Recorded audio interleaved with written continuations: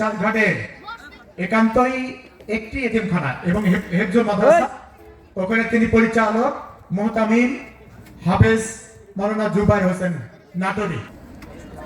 আলহামদুলিল্লাহ নাহমাদুহু ওয়া নাস্তাঈনুহু ওয়া নাস্তাগফিরুহু ওয়া নাউযু বিল্লাহি মিন শুরুরি আনফুসিনা ওয়া মিন সাইয়্যাতি আ'মালিনা মান ইয়াহদিহিল্লাহু ফালা মুদিল্লা লাহু ওয়া মান ইউদ্লিলহু ফালা হাদিয়া লাহু ونشهد أن لا إله إلا الله وحده لا شريك له ونشهد أن محمدا عبده ورسوله أما بعد فأعوذ بالله من الشيطان الرجيم بسم الله الرحمن الرحيم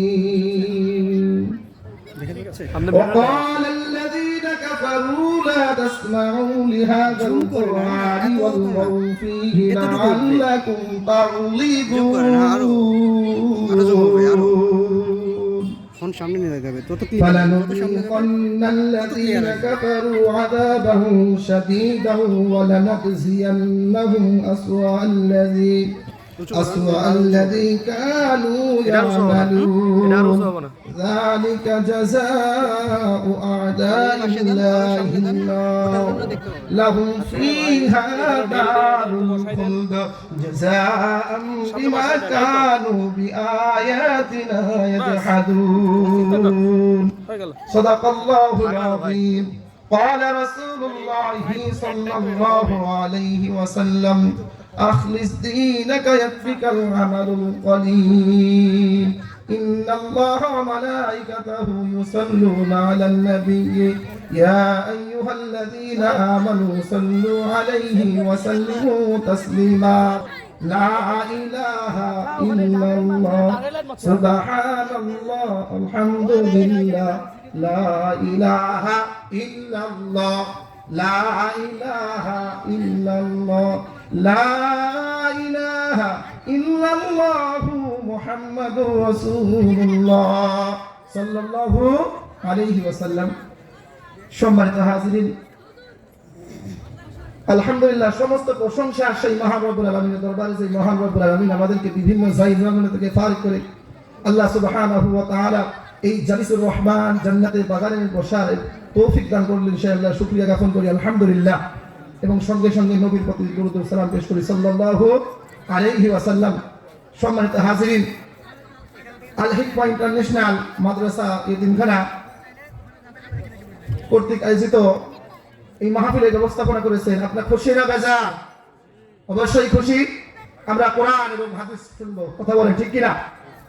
আমরা সর্বপ্রথম যে কোরআন কারীম থেকে আমরা আলোচনা শুনবো, এই কোরআনকে আমরা একটা প্রশ্ন করতে চাই, কথা বলেন ঠিক কিনা? এই কোরআনকে আমি একটা প্রশ্ন করতে চাই, কোরআন একটা উত্তর দিবে, বলুন সুবহানাল্লাহ। ও কোরআন, তুমি কোথায় থেকে এসেছো? তোমার নামটা কি আমি জানতে চাই। বাল হুয়া কুরআনুম মাজিদ, এই কোরআনে কারীম জানিয়ে দেয় আমি কোরআনে কারীম। বাল হুয়া কুরআনুম মাজিদ, তুমি কোথায় ছিলে? তুমি কোথায় ছিলে? বলতেছেন ফি লাউহিম মাহফুজ, আমি লাউহে মাহফুজে ছিলাম, লাউহে মাহফুজে ছিলাম, লাউহে মাহফুজে ছিলাম। ওখান থেকে আসলাম, কার নিকটে আসলাম? তানাযালাত বিরূহিল আমিন, জিবরাইল আলাইহিস সালাতু ওয়াস সালামের মাধ্যমে আল্লাহ রাসূল সাল্লাল্লাহু আলাইহি বিশ্বনবীর নিকটে চলে আসলেন কোরআন, কথা বলেন ঠিক কিনা? এই কোরআন এসেছে, বলতেছেন ও কোরআন, তোমাকে যদি আমি প্রশ্ন করি তাহলে তুমি কোন ভাষায় অবতীর্ণ হয়েছো? এই কোরআন জানিয়ে দিতেছেন বিলিসানিন আরবিয়্যিন মুবিন, আমি আরবি ভাষায় অবতীর্ণ হয়েছি। কার উপর অবতীর্ণ হয়েছো কোরআন? তুমি কার উপর অবতীর্ণ হয়েছো? এই কোরআন আমাকে আপনাকে এই রাউতাবাসীকে জানিয়ে দিতেছে আমি নাযিল হয়েছি নুজিলা আলা মুহাম্মদ, আমি মুহাম্মদ সাল্লাল্লাহু আলাইহি ওয়াসাল্লামের উপর নাযিল হয়েছে। চিৎকার দিয়ে বলুন সুবহানাল্লাহ। নবী মুহাম্মদ সাল্লাল্লাহু আলাইহি ওয়াসাল্লামের উপর নাযিল হয়েছে।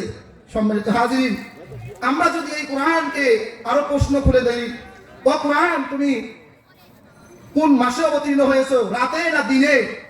কোরআন জানিয়ে দিতেছেন শাহরু রমাদান আল্লাযী উনজিলা ফীহিল কুরআন, আমি রমজান মাসে অবতীর্ণ হয়েছি। চিৎকার দিয়ে বলুন মারহাবা। এই কোরআন নাযিল হয়েছে। এই কোরআনকে যদি আরো প্রশ্ন করতে থাকি তাহলে নবী তো অনেক রয়েছে, পয়গম্বর তো অনেক রয়েছে, আপনি কোন নবীর উপর অবতীর্ণ হয়েছেন এই কোরআন জানিয়ে দিতেছেন। মুহাম্মাদুর রাসূলুল্লাহ, মুহাম্মাদুর রাসূলুল্লাহ সাল্লাল্লাহু আলাইহি ওয়াসাল্লামের উপর অবতীর্ণ করা হয়েছে।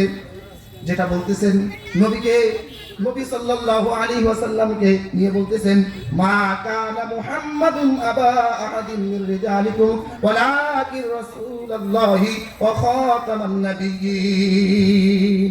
নবী মুহাম্মদ সাল্লাল্লাহু আলাইহি ওয়াসাল্লাম শেষ নবী। কথা বলেন কোন নবী? শেষ নবী। শেষ নবী মুহাম্মদ সাল্লাল্লাহু আলাইহি ওয়াসাল্লামের প্রতি এই কোরআন নাযিল করা হয়েছে। কথা বলেন ঠিক কি না? তো যদি কাফের মুশরিকরা বলতেছেন যেখানে কোরআন এবং হাদিসের আলোচনা করা হয় তোমরা ওখানে হাঙ্গামা টাঙ্গামা বাঁধাইবা, গন্ডগোল করবা, আমার আল্লাহ সুবহানাহু ওয়া তাআলা বলতেছেন যে ওখানে হাঙ্গামা টাঙ্গামা বাঁধানোর কোনো দরকার নাই, গ্যাঞ্জাম বাঁধানোর কোনো দরকার নাই। জালিসুর রহমান জান্নাতের বাগানে এসেছো, এখানে কোনো গন্ডগোল করা যাবে না। যেখানে কোনো গন্ডগোল করা যাবে না, যেখানে কোরআন এবং হাদিসের আলোচনা শুনতে হবে, চুপচাপ করে শুনতে হবে। রাসূল কারীম সাল্লাল্লাহু আলাইহি ওয়াসাল্লাম বলেন, এই কোরআন কারীম শোনার জন্য, শ্রবণ করার জন্য, হাদিসের দরস বসার জন্য বিভিন্ন জায়গা থেকে এই হাদিস শোনার জন্য এসেছে। জালিসুর রহমান জান্নাতের বাগানে এসেছে। যে জান্নাতের বাগানে এসেছে, আল্লাহর শরণ থেকে যদি ওই বান্দা বান্দি গাফেল হয়ে যায়, ওই দোকানের মধ্যে যদি মসবাসন জমায়, ওই দোকানের মধ্যে যদি সময় দেয়, তাহলে তো জালিসুর রহমান জান্নাতের বাগানে বসার মতো হলো না। সম্মানিত হাজিরিন, শীতকালে যদি আগুন যদি দোকানো হয়, আগুনের নিকট থেকে যদি আমি সহযোগিতা করতে চাই, তাহলে আগুনের নিকট আমার আপনার যেতে হবে। আর আমি আপনি যদি আগুনের নিকটে যদি না যাই, তাহলে আগুনের স্বাদ মজা আলাদা এগুলো আমি পাবো না। দূর থেকে দেখতে পাবো আগুন। তেমন করে জালিসুর রহমান জান্নাতের বাগান দেখতে পাচ্ছেন, দূরে বসে আছেন, দূরে কাজ করতেছেন, গল্প করতেছেন, আড্ডা বলতেছেন।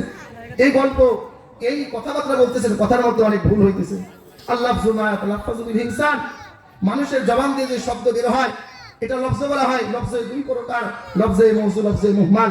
অর্থাৎ অর্থবোধক শব্দ যদি কোনো বান্দা কোনো বান্দি যদি ব্যবহার করতে পারে, আল্লাহ সুবহানাহু ওয়া তাআলা বলেন তার জন্য কল্যাণ রয়েছে। বলুন সুবহানাল্লাহ। সম্মানিত হাজিরিন, রাসূলুল্লাহ সাল্লাল্লাহু আলাইহি ওয়াসাল্লাম বলেন, এই কোরআনের বাতি যদি কেউ নিভিয়ে দিতে চায়, এই কোরআনের বাতি যদি কোনো ব্যক্তি যদি নিভিয়ে দিতে চায়, তারা নিভাইতে কখনো পারবে না। এই দুনিয়াকে যেমন রক্ষা করার জন্য পুলিশ, মিলিটারি, আর্মি, বিডিআর, নৌবাহিনী, সেনাবাহিনী যেমন করে, এই দেশটাকে, বাংলাদেশকে রক্ষা করার জন্য বিভিন্ন জায়গায় কাজ করে আসতেছে। কথা বলেন ঠিক কিনা?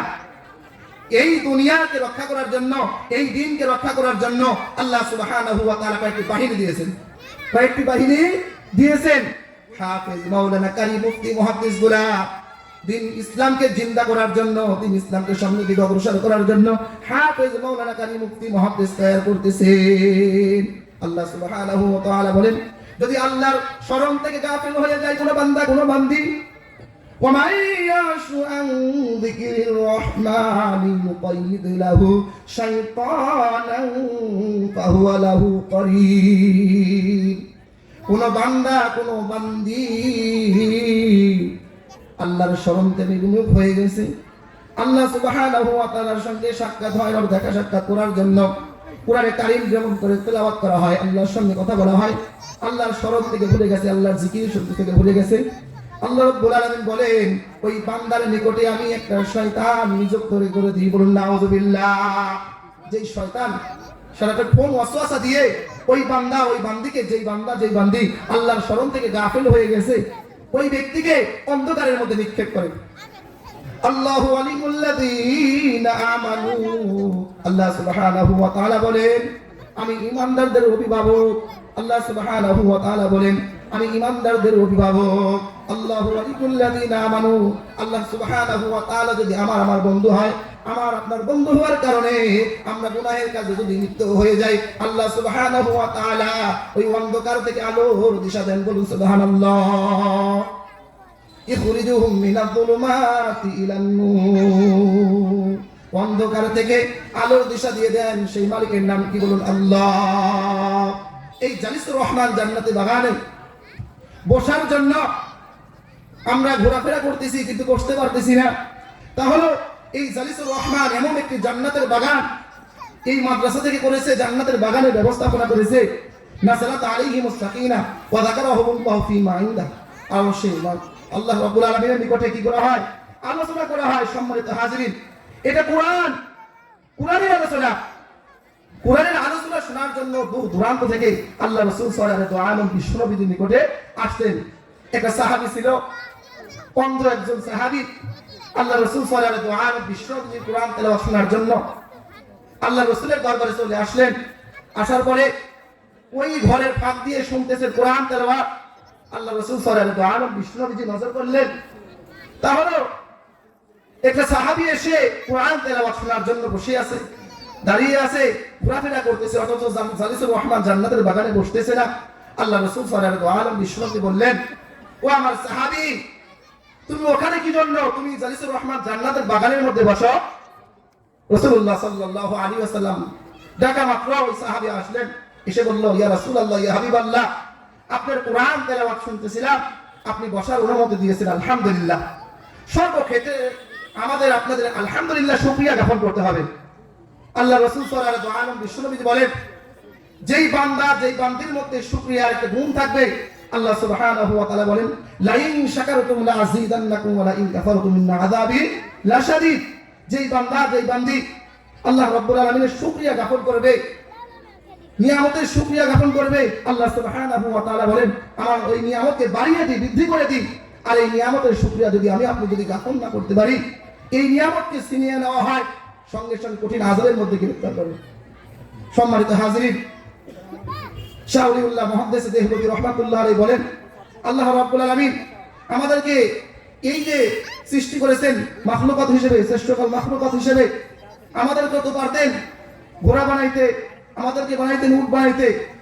উনি বলেন, আমাদের যদি উট বানাইতেন, আমাদের জন্য পানির মধ্যে গণ্য করতেন, আমাদের নিয়ে বোঝা বহন করতেন। অথচ রাসূলুল্লাহ সাল্লাল্লাহু আলাইহি ওয়াসাল্লাম বলেন, তোমাকে যেই অনুদান দেওয়া হয়েছে আল্লাহর পক্ষ থেকে, এই যে চক্ষু দেওয়া হয়েছে, এই চক্ষু থেকে তোমার কোরআন তেলাওয়াত করতে হবে। সম্মানিত হাজিরিন, আমাদের কোরআনের দিকে আসতে হবে। কোরআনের দিকে আসলে আমার আপনার দ্বারা সম্মান বাড়বে, সন্তান করবে, বাবার সম্মান বাড়বে, সন্তান করবে, দাদার সম্মান বাড়বে। কেন? কোরআন যার সঙ্গে লেগেছে তার সম্মান বেড়ে গেছে। এই মাদ্রাসার মধ্যে শিক্ষা দেওয়া হয়, আল জান্নাতু তাহতা আকদামিল উম্মাহাত। এই দুইজন তোমার জান্নাত, এই দুইজন তোমার জাহান্নাম। পিতামাতাকে উদ্দেশ্য করে বলা হয়েছে, রিজাল রাব্বি বিজাল ওয়ালিদাইন সাকাতার রাব্বি সাকাতাল ওয়ালিদাইন। এই পিতামাতা যার উপর সন্তুষ্ট আল্লাহ সুবহানাহু ওয়া তাআলা সন্তুষ্ট, এই পিতামাতার যার উপর অসন্তুষ্ট আল্লাহ সুবহানাহু ওয়া তাআলা অসন্তুষ্ট। আল্লাহ সুবহানাহু ওয়া তাআলা রাসূল বলেছেন, সম্মান যদি পেতে চাও তাহলে তোমরা কোরআন শিক্ষা করো, হাদিসের নিকটে যাও, কোরআনের নিকটে যাও, কোরআন শিক্ষা করো। তাহলে এই কোরআনের মাধ্যমে যে জ্ঞান অর্জন হবে, এই জ্ঞানের মাধ্যমে তোমরা কি পাবা? সম্মান পাবা, না হয়তো কোনো সম্মান পাবা না। বৃদ্ধাশ্রমে রেখে আসবে সন্তান, তখন বৃদ্ধাশ্রমে রাখবে না, যদি কোরআন এবং হাদিসের যদি জ্ঞান এই ব্যক্তির মধ্যে থাকে।